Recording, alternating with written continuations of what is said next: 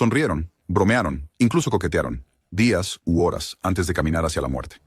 Lo que dijeron no solo fue perturbador, sino inolvidable. Algunos de estos momentos aún resuenan en mi mente mucho después de que el metraje termina. Seamos honestos, en realidad nadie pensaba que yo era un buen tipo antes de eso, así que... Aquí está la parte 2 de las entrevistas más perturbadoras y reveladoras con asesinos en serie antes de que fueran ejecutados. Arthur Gary Bishop, el confesor insensible. Arthur Gary Bishop era un depredador de niños y asesino en serie que quitó la vida a 5 jóvenes en Utah durante finales de la década de 1970 y principios de 1980. Arrestado y condenado a muerte en 1984, Bishop posteriormente dio un relato inquietantemente abierto de sus crímenes en un documental, que habló en detalle sobre su desapego emocional, los oscuros impulsos que no podía controlar y el retorcido razonamiento detrás de su violencia en aumento. A diferencia de otros que permanecieron en el corredor de la muerte durante décadas, Bishop fue ejecutado solo unos años después de su condena, dando algo de cierre a las familias de sus víctimas. En uno de los momentos más perturbadores de la grabación, Bishop reconoce tanto el horror de lo que hizo como su incapacidad para detenerse. Su voz se escucha sobre la imagen de una grabadora de cinta girando, casi como una confesión congelada en el tiempo.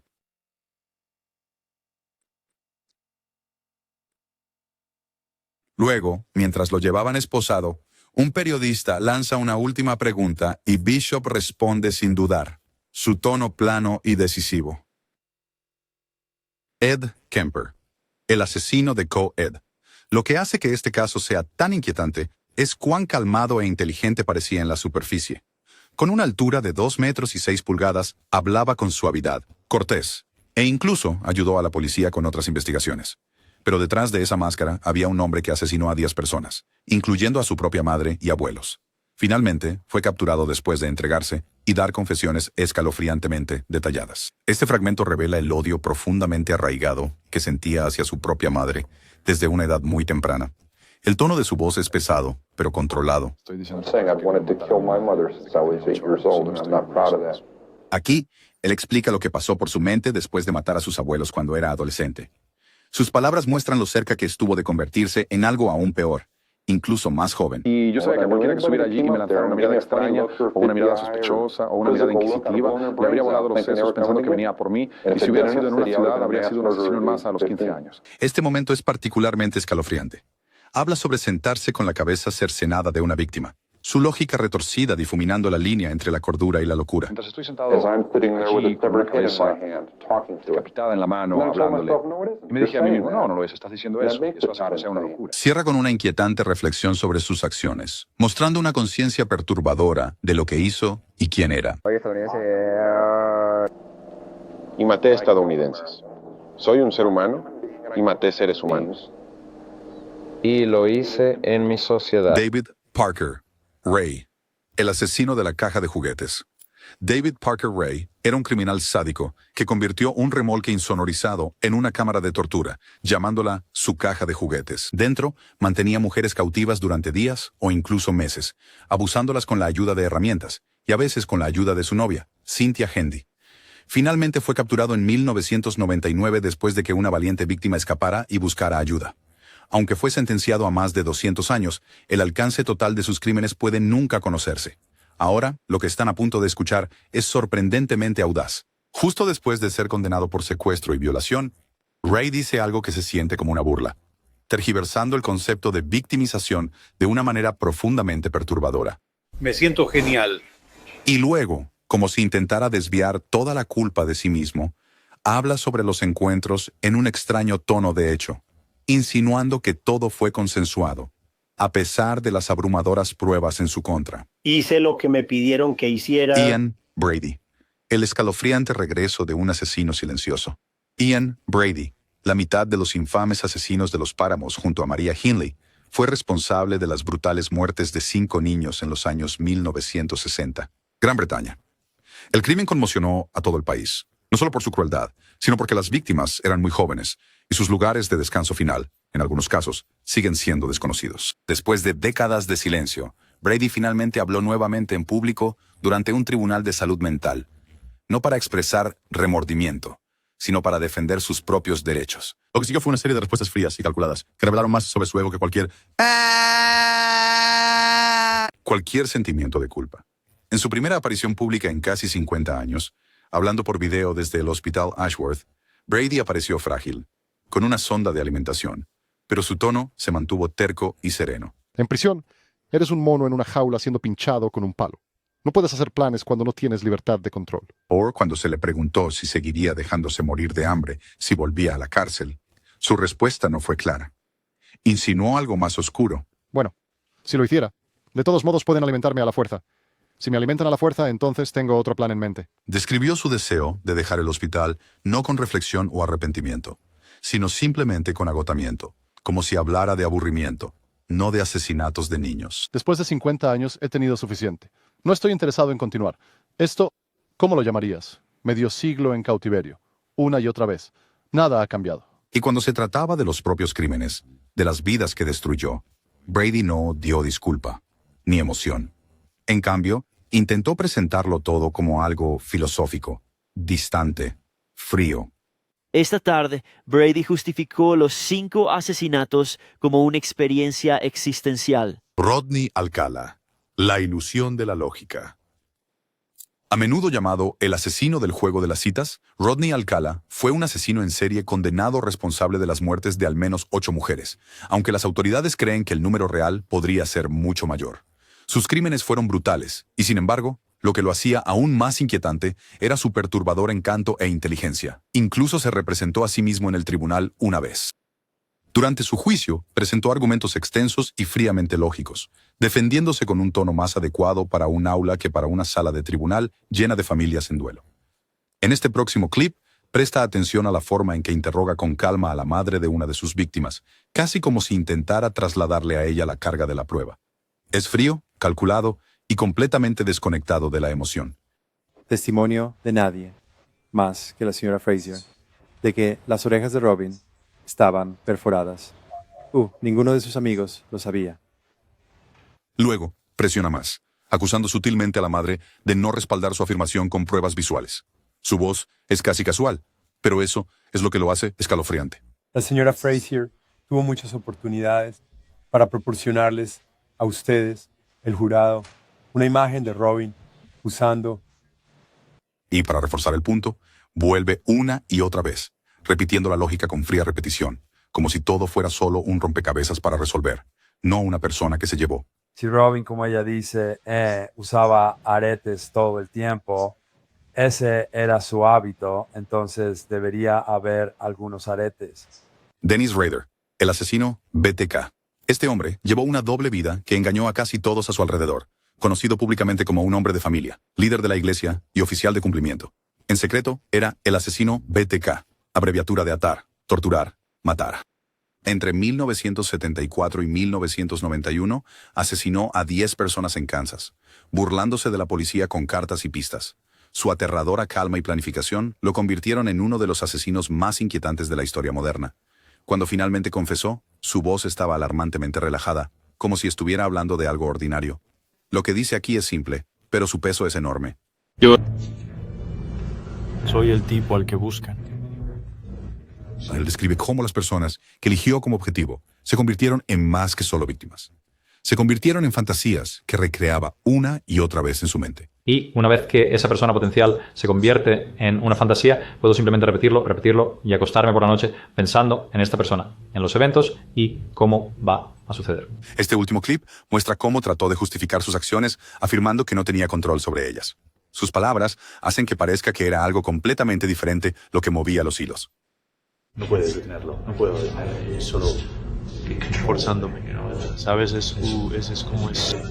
Darlie Routier, una madre envuelta en duda y emoción.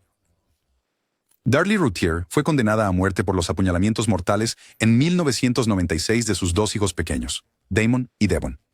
Desde el principio, el caso estuvo envuelto en contradicciones, afirmaciones de un intruso misterioso, detalles conflictivos de la escena del crimen y un video altamente examinado de ella rociando serpentinas en la tumba de su hijo poco después de sus muertes. Los defensores argumentan que fue condenada injustamente, mientras que otros siguen convencidos por la narrativa de la acusación. En las raras entrevistas que siguieron, Darlie habló con una mezcla de dolor, incredulidad y esperanza persistente. El primer oficial en llegar a la escena, David Waddle, dio un relato escalofriante de lo que vio. Su voz lleva el tipo de memoria que nunca se desvanece. Nunca olvidaré su cara. Nos miraba con los ojos abiertos, gorgoteando sangre. Parecía que estaba asustado. Darlie describió sus propias heridas con una calma clínica, señalando cuán cerca estuvo de morir esa noche. Pero no estaba cortado completamente y dijeron, si se hubiera cortado 2 milímetros más, lo cual es una cantidad muy, muy pequeña. Todavía no puede entender cómo un momento en una tumba, destinado a celebrar los cumpleaños de su hijo, se convirtió en algo que ayudaría a ponerla en el corredor de la muerte. ¿Quién habría pensado alguna vez que podría ser condenado a muerte por una lata de silly string? Y en un momento más tranquilo, habló de un sueño, una visión de su hijo que se sintió más como un mensaje del otro lado. Yo lo estaba mirando y él se veía tan perfecto. Y dije, ¿estás con Jesús? Y él simplemente sonrió tan grande. Emilia Carr, vida en el corredor de la muerte. Con solo 30 años, Emilia Carr se convirtió en una de las mujeres más jóvenes en el corredor de la muerte en los Estados Unidos.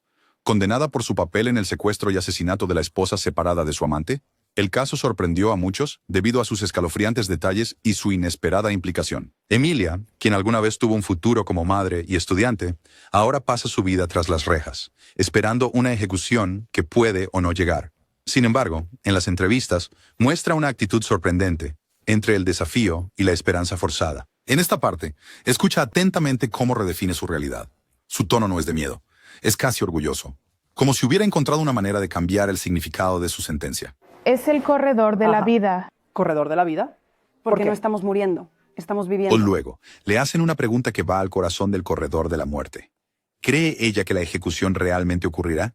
Su respuesta es firme, casi como una regla por la que vive.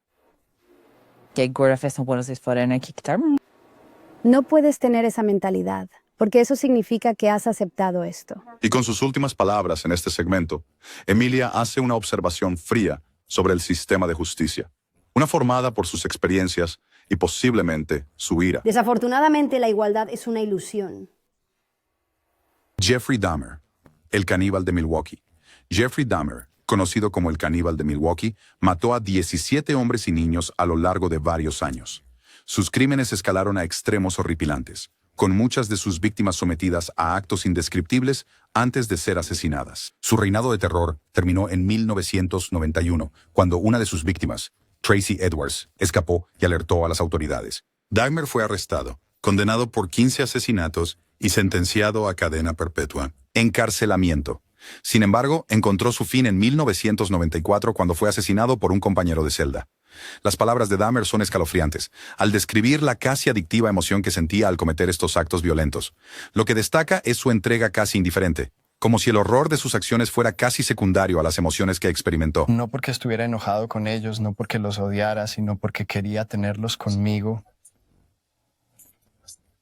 Más tarde, cuando le preguntaron si habría continuado matando si hubiera estado libre, su respuesta es inquietantemente directa, mostrando lo profunda que era su compulsión. Tan desesperadamente malvado y pervertido que yo en realidad obtenía una especie de placer al ver esa grabación. En otra inquietante declaración, Dahmer reflexiona sobre el retorcido proceso mental detrás de sus acciones. ¿Cómo podía deshumanizar a sus víctimas para facilitar la comisión de sus crímenes? Despersonalizar a otra persona y verla solo como un objeto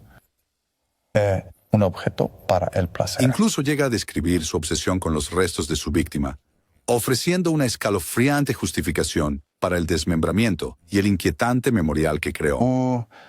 Desearía poder decir que simplemente se fue completamente, pero no. Hay momentos en los que todavía lo hago. Peter Sutcliffe habla el destripador de Yorkshire. A finales de los años 70 y principios de los 80, Peter Sutcliffe aterrorizó el norte de Inglaterra.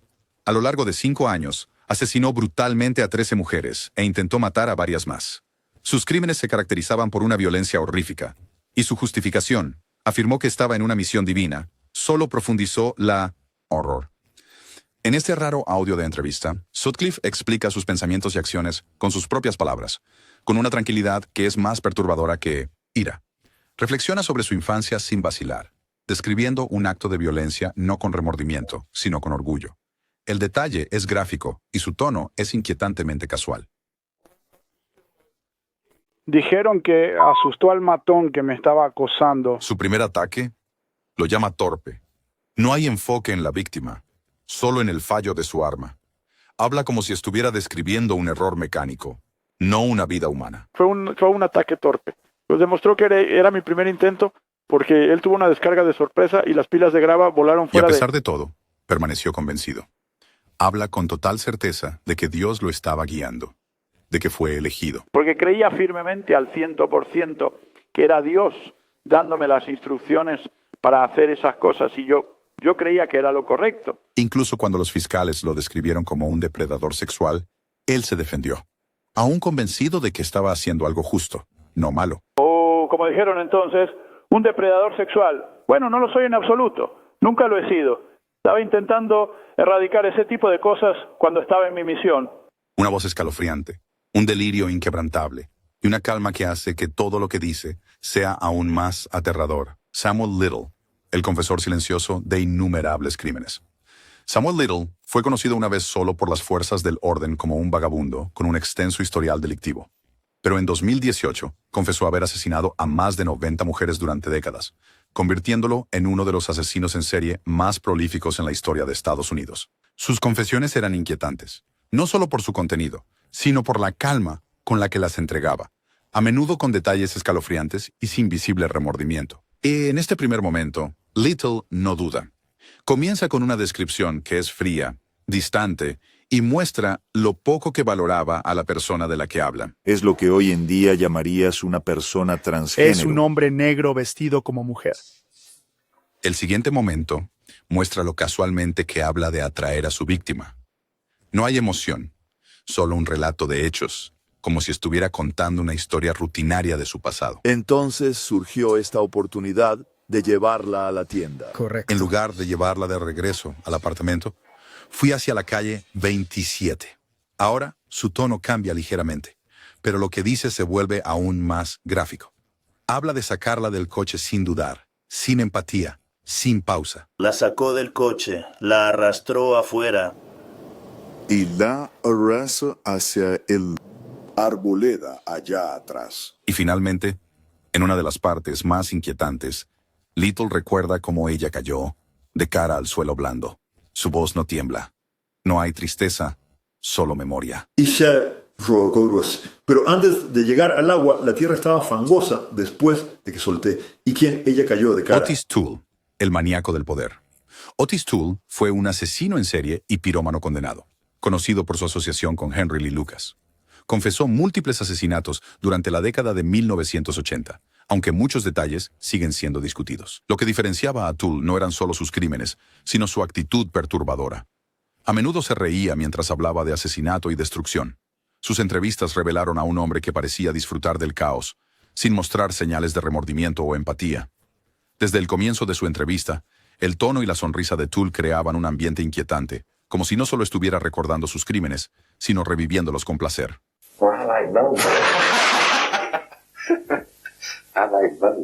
Incluso su autodescripción es perturbadora, ya que abrazó con orgullo la oscuridad que otros ven en él.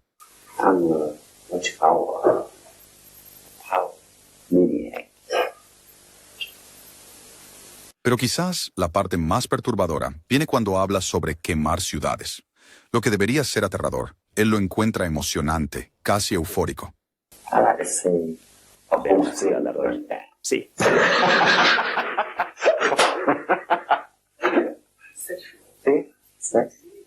Richard Kuklinski, el hombre de hielo. No era solo un asesino, era alguien que operaba como una máquina, frío y calculador. Richard Kuklinski, conocido como el hombre de hielo, trabajó como asesino a sueldo y se cree que asesinó a más de 100 personas. No mostraba piedad ni emoción y rara vez dejaba rastro. Pero detrás de su reputación había un hombre lleno de vacío, impulsado no por la emoción, sino por algo aún más oscuro. Sus palabras son una ventana a un alma sin calidez. Escucha cómo se describe a sí mismo, no en términos de lo que hizo, sino de lo que le faltaba. Yo soy probablemente la persona más solitaria del mundo porque no tengo nada por lo que me importe. No habla de ira o impulso, habla de un vacío, y cómo ese vacío se llenó con algo mucho más peligroso, el odio. No hay amor en mi vida. Debo tener algo para reemplazarlo. Así que lo reemplacé con odio. Odio constante. Para él, el odio no era solo una emoción, era combustible. Esta siguiente línea suena menos a una confesión y más a un mecanismo de supervivencia. Mantiene mi pie izquierdo delante de mi pie derecho. Me mantiene en movimiento. Y al final, ese odio cerró el círculo. No hay miedo en su voz, solo una pesada aceptación de lo que le espera. Entonces odió. Eso es todo con lo que tú también comenzaste. Entonces he completado el ciclo. Es hora de que muera. Lawrence Bittaker, el confesor depravado. Lawrence Bittaker fue uno de los asesinos de la caja de herramientas, quien junto con su compañero Roy Norris asaltó brutalmente y asesinó a varias adolescentes en el sur de California en 1979. Sus crímenes fueron tan horribles que grabaciones de los asaltos todavía se utilizan en la capacitación del FBI hoy en día. La reacción del público ante su captura fue intensa, y muchos sintieron que finalmente se hizo justicia cuando Bittaker recibió la pena de muerte. Aunque estuvo en el corredor de la muerte durante casi 40 años, Bittaker finalmente murió de causas naturales antes de que su ejecución pudiera llevarse a cabo. En un momento escalofriante de una de sus entrevistas, Bittaker describió cómo un encuentro fatídico puso en marcha su camino criminal. Encontrarse con un violador en serie y decidiendo que intentaría ver si un poco de entretenimiento de fantasía funcionaría. Más tarde, reflexionó sobre la gravedad de sus acciones, expresando un profundo arrepentimiento por las vidas que arruinó. Desearía poder volver atrás y no hacerlo. Vida desperdiciada, totalmente desperdiciada. Hería a tanta gente. Cuando se le preguntó sobre contactar a las familias de sus víctimas, su respuesta fue una admisión cruda de su incapacidad para enfrentarlas. Yo no sabría qué decirles. Estaba demasiado avergonzado para incluso intentar rogarles su perdón. Harold Shipman, el médico de la muerte. Confiado por innumerables familias y visto como un médico de cabecera amable y tranquilo, llevó a cabo una de las series de asesinatos más mortíferas de la historia moderna. En lugar de salvar vidas, usó su papel para terminarlas silenciosamente, en su mayoría apuntando a mujeres mayores. Sus crímenes comenzaron a desmoronarse cuando un testamento sospechoso levantó cejas, revelando finalmente un número impactante de muertes vinculadas a él. Los investigadores creen que pudo haber matado a más de 250 personas.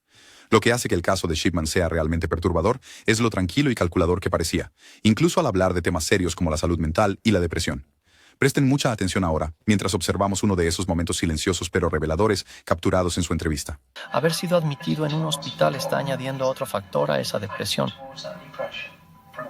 Y solo momentos después, otro pequeño gesto revela aún más. Esto no es solo lenguaje corporal. Es engaño envuelto en palabras calmadas. Ha añadido otro factor a esa depresión. Luca Magnotta, la ilusión de la víctima. Este es un caso donde el ego, la fama y el horror chocaron de la manera más perturbadora. Luca Magnotta ganó notoriedad mundial no solo por sus crímenes brutales, sino por cómo orquestó meticulosamente la atención alrededor de ellos.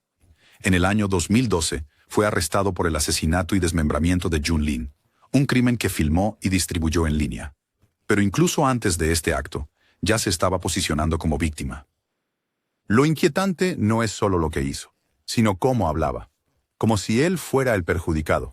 Escuchen sus palabras aquí, presentándose como un hombre destruido por los chismes. Los rumores destruyeron básicamente mi vida y he estado recibiendo amenazas de muerte. Ese mismo tono de autocompasión continúa.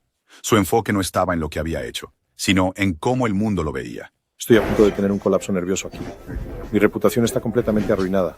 Y esta última frase, quizás la más reveladora de todas, pintó el retrato de un hombre solo, no por la injusticia, sino por quien realmente era. Y ahora nadie quiere hablar conmigo. Básicamente no tengo a nadie. David Berkowitz, el hijo de Sam. Pocos criminales sacudieron a toda una ciudad como lo hizo este hombre en el verano de 1976. Conocido como el hijo de Sam, aterrorizó a la ciudad de Nueva York con una serie de tiroteos aleatorios, matando a 6 e hiriendo a varios más. Sus cartas crípticas a la policía y los medios profundizaron el miedo. Aunque fue condenado a cadena perpetua, más tarde afirmó haber encontrado la fe y expresó profundo arrepentimiento por sus crímenes. En este clip, habla sobre intentar hacer las paces, casi disculpándose por sus acciones pasadas. Es un momento tranquilo y de remordimiento que revela su deseo de redención. Lo siento por ¿sabes? Ser esa mala persona y ser un tonto. Berkowitz reflexiona sobre el momento en que se sintió controlado por algo mucho más allá de él mismo. Su descripción pinta un retrato escalofriante de su mentalidad durante los asesinatos. Me sentía tan bajo el poder satánico y el control satánico que no me importaba si... Llegué a un punto en el que no me importaba si vivía o moría. Habla sobre su antigua creencia de que estaba poseído por demonios. Una manera de explicar sus acciones. Es una mirada a la oscuridad que lo consumió durante su oleada. El David Berkowitz de una persona problemática y atormentada. Creo que estaba poseído por demonios. También habla sobre un momento de claridad y perdón. Sea sincero o no, marca un cambio en su camino hacia la autoaceptación. Hubo un largo tiempo de lucha en el que no podía perdonarme a mí mismo y pasé por mucho dolor. Durante ese periodo de tiempo. Israel Case, el monstruo metódico sin patrón. Israel Case fue un asesino calculador que escondía kits de asesinato por todo Estados Unidos y elegía a sus víctimas al azar. Después de asesinar a Samantha Koenig, fue capturado por el FBI. Antes del juicio, se quitó la vida, dejando atrás secretos escalofriantes y crímenes sin resolver. Case no solo admitió sus crímenes, parecía disfrutar de los juegos mentales. En este primer momento, se ríe de la idea de estar más allá del castigo. Para él, la muerte era una laguna, no una consecuencia. Todos estos otros estados no pueden procesar. Incluso, mientras lo interrogan, Case se mantiene engreído y consciente de sí mismo. Aquí, su tono cambia entre el sarcasmo y la satisfacción, como si todo el proceso fuera un juego retorcido que ya ha ganado. Estás en un callejón sin salida ahora mismo. Estás en la situación de Catch-22 que te ofrecemos, ¿sabes? Te estamos ofreciendo... Esta siguiente frase puede parecer sencilla, pero es la risa lo que realmente impacta. Hay algo profundamente perturbador en cómo encuentra diversión en el miedo y el caos que causó. Y finalmente, incluso cuando habla de sí mismo, Case no muestra ningún remordimiento. Su voz es monótona, su sonrisa es visible y sus palabras son honestas de una manera que las hace aún más escalofriantes. Seamos honestos, nadie realmente pensaba que yo era un buen tipo antes de eso. Así que... Paul Bernardo. Palabras calmadas. Pasado oscuro. Pocos nombres provocan tanta repulsión en la historia criminal canadiense como el suyo. Paul Bernardo, a menudo referido como el asesino Kenny Barbie, cometió una serie de crímenes brutales junto a Karla Homolka a finales de los años 80 y principios de los años 90. Juntos, fueron responsables de la tortura, violación y asesinato de al menos 3 mujeres jóvenes, incluida la propia hermana de Karla. Incluso años después de su arresto, sus entrevistas revelan a un hombre que aún intenta controlar la narrativa. Frío, calculador y perturbadoramente sereno. En esta parte, escuchen cómo intenta minimizar la forma en que la policía lo describió, como si estuviera más preocupado por su reputación que por el horror de sus crímenes. Bueno, la gente ya sabes, ha declarado que Paul Bernardo era, ya sabes, este mentiroso loco para la policía. ¿Cuál es el problema fundamental aquí? Bueno, yo sé, quiero decir, supongo que es la manera canadiense y... La misma defensiva tranquila pero aguda se lleva al siguiente momento. Él intenta pintarse como incomprendido, insistiendo en que la gente deje de llamarlo algo que solía ser. No voy a sentarme aquí, ya sabes, venir voluntariamente y que venga la gente. Bien, ustedes me vetan de la prensa, ustedes vuelven a relatar sus historias y constantemente dicen que soy un mentiroso, cometí errores hace 17 años. Entonces escuchamos la voz de Karla Homolka en una antigua grabación de audio, fría y casual, recordando lo que Bernardo dijo durante su ola de crímenes. Sus palabras son escalofriantes. Decir la verdad, si no lo hago, de lo contrario, el propósito de cualquier entrevista es simplemente estúpido, porque si soy este mentiroso loco, estaría aquí sentado mintiéndote sobre todo, ¿verdad? Quiero decir, ¿por qué no lo haría? Soy solo este mentiroso loco. Y finalmente, Bernardo lo deja todo de lado con una inquietante indiferencia, burlándose del juicio, desestimando las voces de las víctimas y sin mostrar ni un rastro de remordimiento. Te estoy mirando y ustedes son los malos porque yo no estoy haciendo nada malo. Estoy diciendo la verdad y ustedes están emitiendo declaraciones diciendo que mentí aquí, mentí allá. Jodi Arias, la mujer detrás de los titulares. Jodi Arias fue declarada culpable en 2013 por el brutal asesinato de su exnovio, Travis Alexander. El crimen involucró múltiples puñaladas, un disparo en la cabeza y un frenesí mediático que convirtió el juicio en un espectáculo nacional. Inicialmente negó cualquier implicación. Luego cambió su historia varias veces antes de alegar defensa propia. Incluso después del veredicto, sus entrevistas revelaron una mente llena de contradicciones entre remordimiento, negación y desafío. Justo después de escuchar la decisión del jurado, Jody habló en un tono suave y distante. Su mente parecía divagar, casi como si mentalmente hubiera salido de la habitación. No lo sé. Me siento abrumado. Creo que solo necesito... Tómalo un día a la vez. Myris Gooding, cuando le preguntaron sobre el veredicto del jurado que la declaró culpable de asesinato premeditado, lo negó con sorprendente calma, insistiendo en que lo que el mundo vio no fue su intención. Fue inesperado para mí, sí, porque no hubo premeditación de mi parte. Puedo entender cómo las cosas parecen así. Quizás el momento más impactante fue cuando pareció aceptar la posibilidad de la muerte.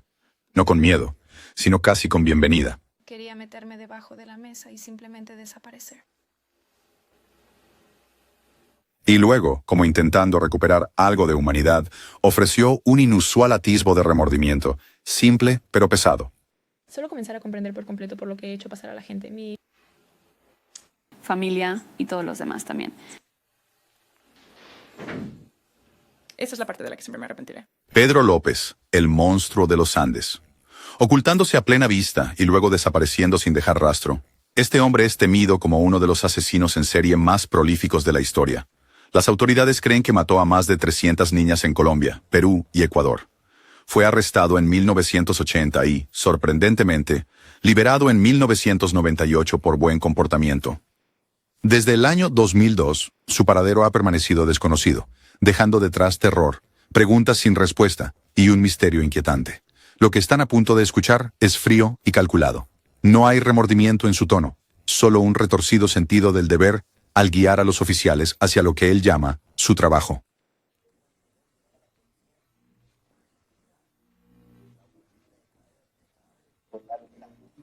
A continuación, viene un momento en el que intenta compartir la culpa, pero escucha con atención. Sus palabras no lo exculpan, revelan la forma en que distorsiona la realidad.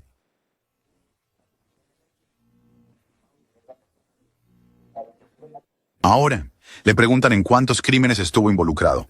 En lugar de asumir la responsabilidad, da un número tan pequeño que parece una burla.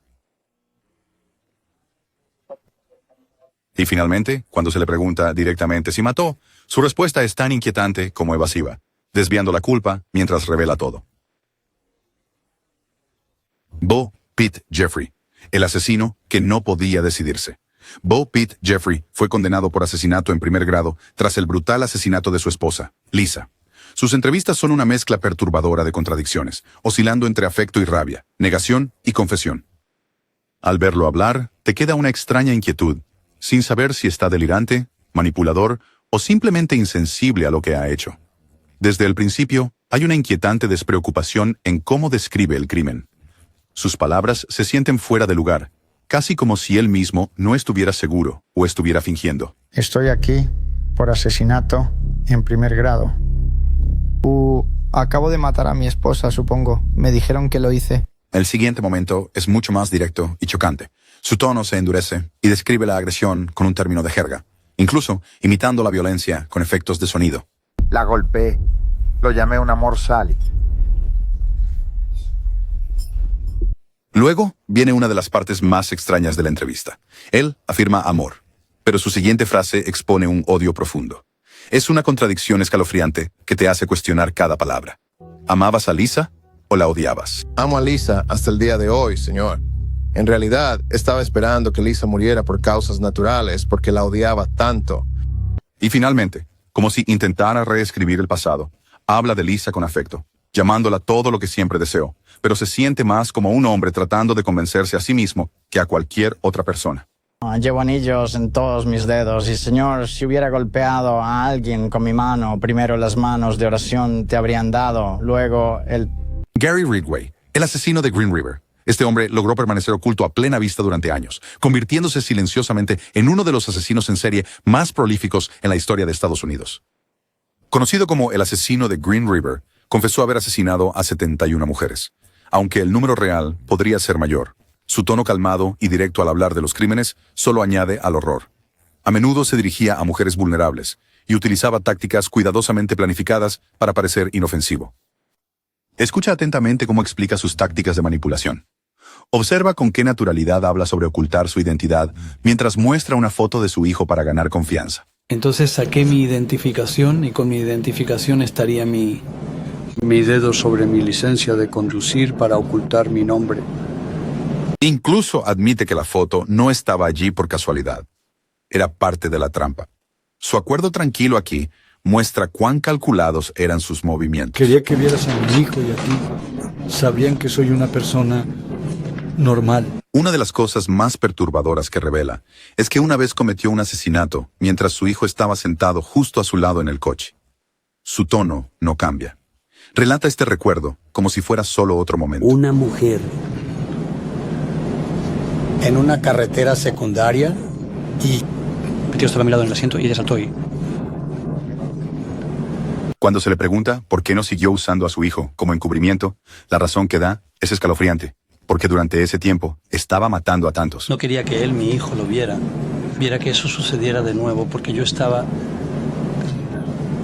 matando a muchos de ellos. Scott Peterson, el esposo convertido en asesino convicto. Scott Peterson fue condenado por asesinar a su esposa embarazada, Lacey Peterson, en 2002, un caso que cautivó a la nación. Lacey desapareció en Nochebuena, y a medida que avanzaba la investigación, la sospecha rápidamente se centró en Scott debido a sus historias inconsistentes, su aventura secreta y su comportamiento inusualmente tranquilo. A pesar de sus repetidas negaciones, el jurado lo declaró culpable de asesinato en primer grado y lo condenó a muerte. Pero no es solo la evidencia lo que atormenta a las personas, es la forma en que hablaba y se comportaba durante esos momentos críticos. En una de sus primeras apariciones públicas, Scott miró directamente al objetivo, negando todo con una mirada firme. No había emoción, ni vacilación, solo una frialdad plana en su tono. No tuve nada que ver con la desaparición de Lacey. Luego, estuvo esa escalofriante llamada telefónica a la madre de Lacey. En lugar de preguntar si había visto a su hija, Scott pasó directamente a una declaración. Su elección de palabras, tan pronto y tan definitiva, generó una ola de sospechas en todos los que escuchaban. Lacey está desaparecida. Más tarde, frente a las cámaras y voluntarios, habló de su esposa desaparecida y su hijo por nacer. Pero algo se sentía mal. Estaba sereno, demasiado sereno. Su voz carecía de calidez. Su expresión apenas cambiaba. Eso es, ya sabes, muy personal para mí. Voy a seguir buscándola, obviamente, y hay momentos en los que, ya sabes, es difícil seguir adelante, obviamente, hasta el día de hoy. Así que muchas gracias. Y así, simplemente se alejó, calmado, impasible, como si fuera una rueda de prensa rutinaria, no una búsqueda desesperada de la mujer que llevaba a su hijo. Issei Sagawa, el caníbal que quedó libre. Issei Sagawa asesinó y canibalizó a su compañera de clase, Renée Hardable, en 1981, mientras estudiaba en París. Declarado loco, evitó la prisión y regresó a Japón como un hombre libre. En un documental de Vice, describió abiertamente sus perturbadores impulsos y pensamientos con calma y desapego. Sus palabras iniciales ya insinúan a un hombre completamente desvinculado de la moralidad humana. Como si intentara justificar sus acciones. Habla no como un criminal, sino como alguien que piensa que simplemente no pertenece a este mundo.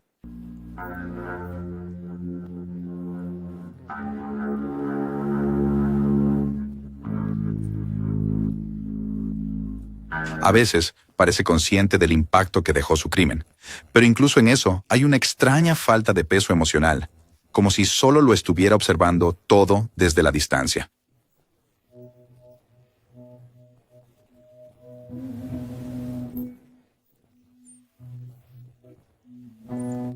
Pero el momento más horripilante llega cuando describe el acto en sí.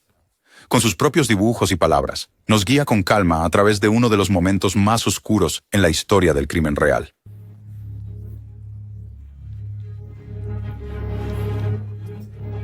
Décadas después, sus fantasías han cambiado, pero no de una manera que brinde consuelo.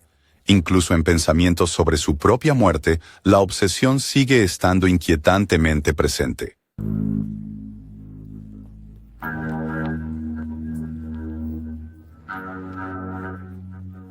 Si este episodio se quedó contigo incluso después de terminar, presiona el botón de suscripción. Deja tus pensamientos en los comentarios sobre cuál fue el momento que más te impactó.